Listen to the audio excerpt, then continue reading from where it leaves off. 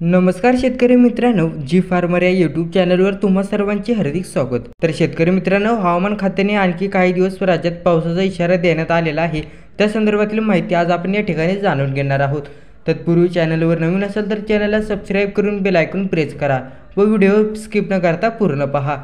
राज्यातील सध्याच्या उष्णतेमुळे रोज नवे विक्रम होत आहेत। हवामान खात्याच्या माहितीनुसार राज्यातील वाढती उष्णता काही वरून कमी होणार नाही। दिवसा आणि दुपारचा सूर्य 24 तास तापमानवाढीचा परिणाम दाखवेल आणि रात्रीचे तापमानही राज्यात बहुतांश भागात अपेक्षेपेक्षा जास्त वाढणार। थोडक्यात राज्यातील उष्णतेची लाट आता अधिक सक्रिय होणार आहे आणि तीव्र देखील होणार आहे।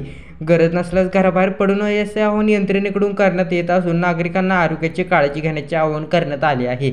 सध्या जळगाव 4°C, सांगली 39.4 सेल्सिअस, संभाजीनगरमध्ये 40.4 सेल्सिअस, बारामती 36.6 सेल्सिअस तापमानाची नोंद झालेली आहे। तर विदर्भ आणि मराठवाड्यासह मध्य महाराष्ट्रात विजांच्या कडकडाटासह अधूनमधून पाऊस पडू शकतो असा इशाराही हवामान खात्याने दिलेला आहे। शेतकऱ्याची चिंता आता वाढलेली आहे। सध्या पूर्व आणि मध्य विदर्भाच्या दिशेने कमी दाबाचे वारे वाहत आहे, त्यामुळे तुरळक ठिकाणी पावसाची शक्यता वर्तवण्यात आलेली आहे। नाशिक आणि जळगावमध्येही अवकाळी पाऊस दिसून येत आहे।